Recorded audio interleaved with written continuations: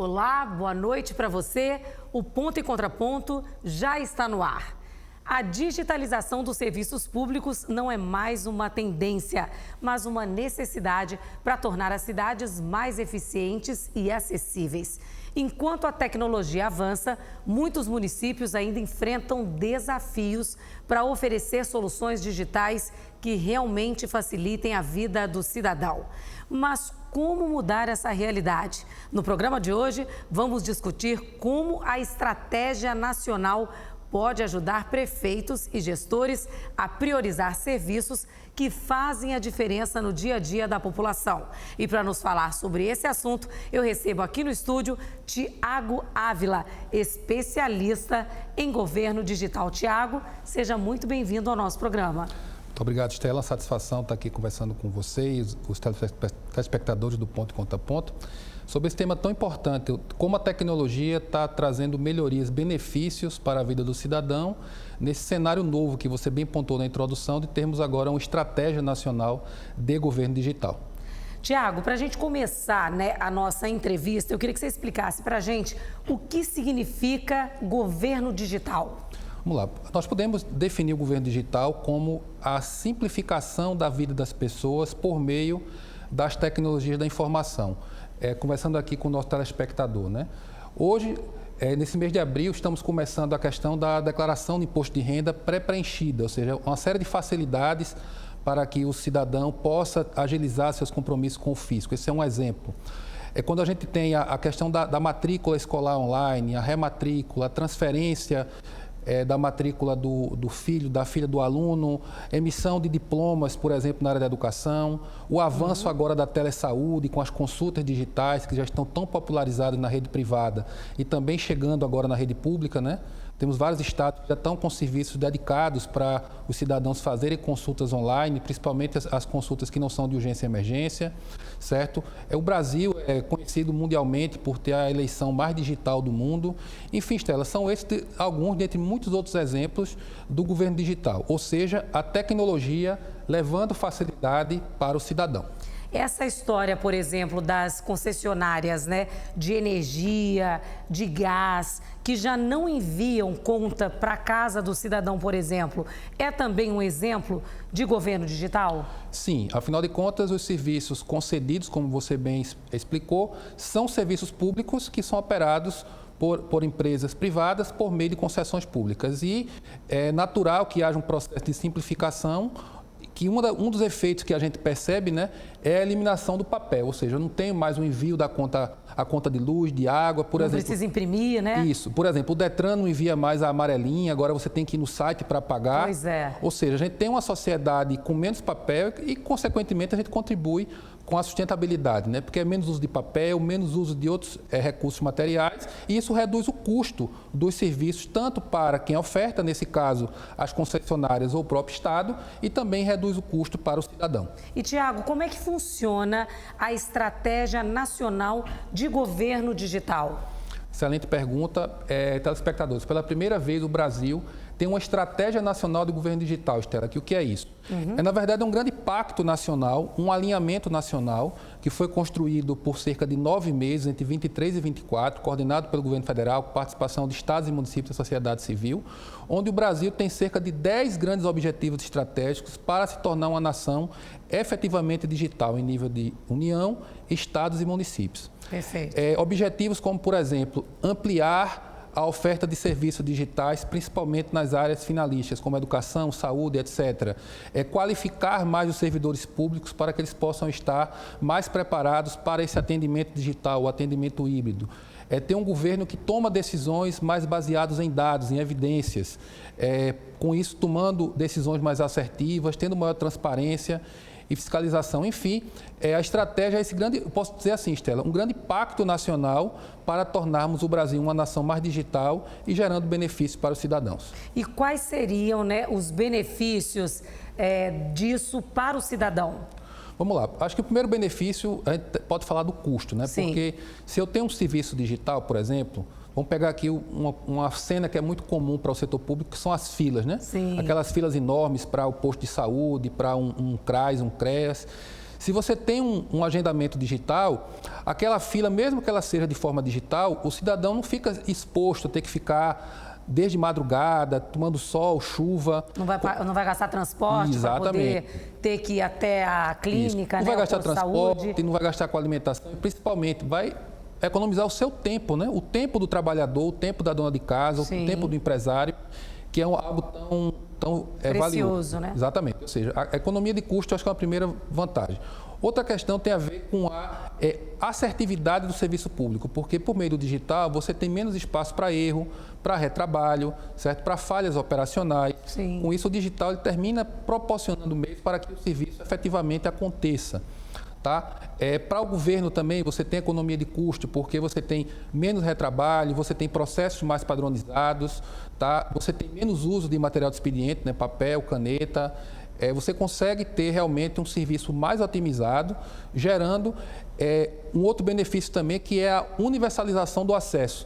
Estamos em Maceió, imagine só, o cidadão que mora lá em Delmiro Gouveia, lá em Santana do Ipanema, no Alto Sertão, ter que vir a Maceió, por exemplo, para poder agendar uma consulta ou agendar um exame. Sim. Existe todo um custo envolvido nisso, né? Que pelo meio digital ele consegue fazer da sua casa ou na casa de um amigo, de um vizinho, com mais comodidade. Ou seja, o governo digital também significa o quê? Levar o poder público mais perto do cidadão. Perfeito. E existem números já que mostram esses impactos, né, para a gestão pública? Tem Sim. exemplos já? Sim, tenho sim. Vamos lá. Voltando à questão do custo, que eu acho que esse é uma explicação, um tema que dá para explicar com muita clareza. Todo mundo quer economizar, né? Tanto o poder público quanto o cidadão comum, né? Isso, exatamente. E Stella. se gera economia é Sem porque dúvida. é bom. É bom. Vamos lá. Segundo vários estudos que foram feitos pela OCDE e outras organizações, né, até mesmo estudos replicados aqui no Brasil, o custo médio de um atendimento presencial está na casa de R$17. Sim. E quando você digitaliza aquele serviço, esse custo cai para ter uma redução de 90%, ou seja, cada atendimento fica ali na casa do máximo R$1. Perfeito. Obviamente que isso aqui é uma média, né? Existem serviços que sempre vão precisar do atendimento humano. Por exemplo, se você tem ali um atendimento de saúde, uma área que requer mais acolhimento, o ser humano é insubstituível, né? Claro. Mas eu acho que esse é um dado importante de redução de custo. Outros números interessantes. Nós temos hoje, nessa era digital, onde cada vez estamos com menos papel, temos, por exemplo, o crescimento das assinaturas digitais, né? Você tem que ter assinatura digital em substituição da assinatura de papel. E o Brasil ele já tem aí mais de 150 milhões de brasileiros que têm a sua conta GovBR. E Sim. com isso você tem acesso a diversos serviços federais e estaduais e municipais. E você também consegue fazer assinatura de documentos digitais. Eu posso ter um contrato entre particulares, eu posso assinar digitalmente, você também. Sem com isso a gente problema, reduz o custo de cartório, né, que também é um outro custo, certo? E isso tem validade jurídica, porque a gente já tem legislação que prevê esse tipo de coisa. Hoje em dia as pessoas não carregam nem documentos, né? Porque você tem a CNH no celular, você paga as contas com Pix, então a tecnologia vem para auxiliar e facilitar, né, a vida do cidadão. E é mais um ponto, no caso, o governo digital. Exatamente. Além dos documentos que você bem pontuou, né? A Carteira Nacional de Habilitação já está há bastante tempo. E agora, a Carteira de Identidade Nacional, né? Assim, a nova Carteira de Identidade... Já está também digitalizada. Já está também, ou seja, Alagoas é um dos estados que vem aí nesse franco processo de implantação e quando você tira a sua carteira de identidade, automaticamente a sua carteira, a sua identidade vem para a carteira GovBR e você tem acesso à versão digital da carteira, né? Inclusive o estado de Alagoas é destaque, né, nesse ponto. Sim, da sem digitalização. Dúvida. Alagoas, ele começou, né?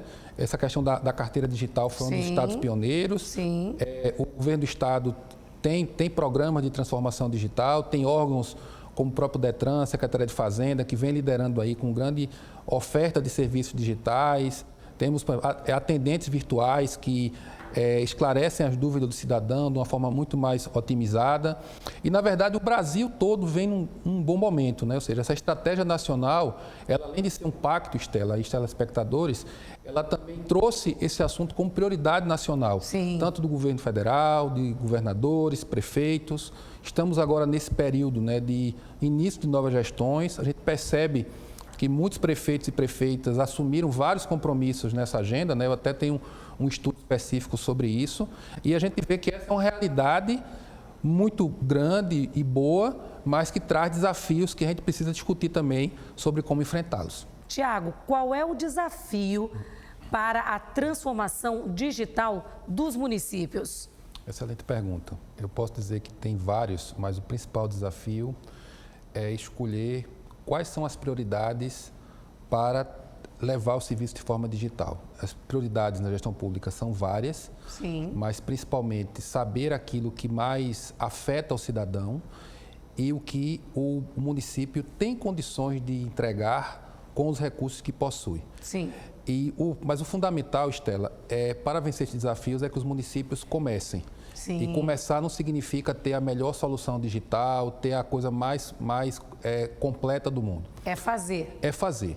Fazer do ponto de vista seguinte, se o município não consegue implementar, por exemplo, um sistema completo de consultas, telesaúde, né, atendimento online, mas ele consegue implementar uma solução de agendamento, isso já é muito importante porque você já começa a trazer benefício para a população. E, consequentemente, o município vai conhecendo mais as demandas do cidadão e, com esses resultados, consequentemente, buscar mais recursos para poder estruturar programas de governo digital, que hoje, felizmente, no Brasil nós já temos vários bancos multilaterais, né?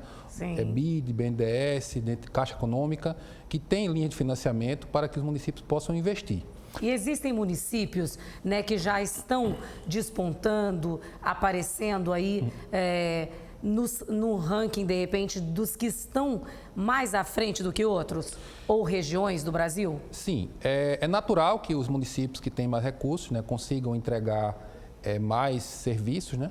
Mas essa é uma realidade que acontece em todo o Brasil. Eu acho que o principal caso hoje que a gente pode citar é o município do Recife, né? Que através da plataforma Conecta Recife, a plataforma que foi implantada na época da pandemia, eles têm hoje o cadastro de todos os recifenses e por meio desse cadastro a prefeitura ela consegue ter um relacionamento com o cidadão. Por exemplo, os cidadãos que moram em determinado bairro, ele consegue fazer uma comunicação focada, por exemplo. Se tiver acontecendo alguma coisa ali, ou para orientar ou informar algum assunto. Seja, por exemplo, um incidente de trânsito, uma ameaça de enchente, Perfeito. Uma crise de dengue ou qualquer tipo de outra enfermidade de saúde pública, campanhas, por exemplo, de zoonose, de vacinação animal, estímulo para a população praticar esportes.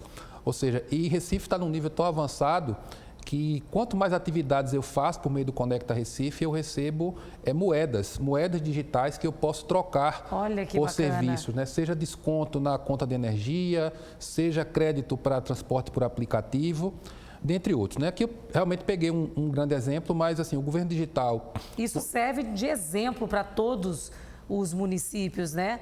Do Brasil inteiro, não é verdade? Exatamente, Estela, porque o governo digital... E que bacana que é o Nordeste fazendo, né, dando exemplo aí Brasil afora, não é não, Tiago? Bem aqui próximo, né? Sim. E assim, o governo digital ele vai desde você implementar esses serviços mais imediatos que nós falamos, como até você conseguir criar uma estrutura do que eu chamo de cuidado coletivo da cidade. Porque se o cidadão ele é estimulado, por exemplo, a ser bonificado, até mesmo com moedas digitais, a não descartar o lixo em lugar irregular, por exemplo, a cuidar melhor dos animais, a levar o seu filho para a escola. Acaba sendo um canal de informação e de educação também, né, Tiago? Exatamente. E se você tem cada vez mais a população cuidando da cidade, a gente tem uma cidade melhor para todo mundo viver, né? Eu acho que outro ponto, Stella, em relação ao desafio, como eu falei, é a questão do investimento. Sim. Porque é necessário ter um investimento inicial para você ter estrutura de tecnologia, você precisa ter uma equipe minimamente qualificada, né? Sim. E muitas vezes para os municípios pequenos isso é um desafio maior, mas a gente também tem a figura dos consórcios, né? A gente já tem alguns consórcios de governo digital no Brasil. O maior deles é o SIGA, que é um consórcio que reúne cerca de 400 municípios na região sul. E com a ideia do consórcio, você consegue compartilhar recursos, né? Recursos humanos, que são recursos humanos muitas vezes especializados, você ter recursos de infraestrutura para hospedar os sistemas, para você trabalhar a questão da segurança cibernética, né? Que é um outro desafio também que a gente precisa se precaver. Afinal de contas, a população tem sido vítima de muitos golpes digitais, golpe de Pix, golpe de empréstimo consignado. Sim. E a gente entende que os municípios, por estarem mais próximos da população, podem fazer um trabalho muito importante de prevenção e conscientização, especialmente contra esses golpes digitais. E já que você falou, né, sobre golpes, né, como é que os municípios podem garantir a segurança, né, e a privacidade dos dados? Isso é uma excelente pergunta. De um lado, todas as instituições públicas e privadas têm obrigações legais, inclusive a própria Lei Geral de Proteção de Dados, de garantir essa segurança dos dados por meio de data centers, né, centros de dados seguros, utilizando investimento em tecnologias preventivas de segurança da informação e também profissionais qualificados. Mas tem uma questão importante para eu poder falar para o telespectador, que a segurança da informação ela começa principalmente em nós. A gente não deve acreditar em qualquer informação que chega, a gente sempre tem que ter o nosso desconfiômetro, sabe, Estela? Sim. Se chegar uma mensagem de texto, WhatsApp, desconfie. Né? Cheque. Sempre Ainda cheque. mais se for uma informação que seja meio absurda também, né? Isso. Normalmente a gente percebe como. Teve agora recentemente o golpe do advogado falso, que chegava para as pessoas e dizia que ele tinha conseguido, na verdade, um grande ganho, né, financeiro. Principalmente quando for questão financeira, desconfie. Pois é. Certo? Eu mesma já recebi agora, não sei se é o advogado falso, mas eu estava com ação contra uma companhia aérea. Sim. Né? Já recebi o dinheiro, inclusive, e eu não sei como as pessoas têm informação, entraram em contato comigo, mandando foto do processo, dizendo que eu poderia ganhar muito mais naquela ação do que aquele valor que estavam propondo para me pagarem. Exatamente. E aí eu mandei para a minha advogada e ela disse, não, isso aí Isso é golpe. É golpe. Só que aí o que acontece? Entre a proteção dos municípios e entre a conscientização dos cidadãos, a gente entende que os municípios podem fazer um papel muito mais forte de campanha de comunicação, parceria com a imprensa, ter muitas vezes essas centrais de atendimento ao cidadão, seja do Estado, dos municípios, ter profissionais qualificados para tirar dúvida do cidadão. Porque muitas vezes o que acontece? O cidadão, ele é vítima de um golpe desse por desinformação e por vergonha. Sim. Porque por medo de ser discriminado, porque não tem conhecimento da área digital, a gente precisa enfrentar esse problema de fato, né?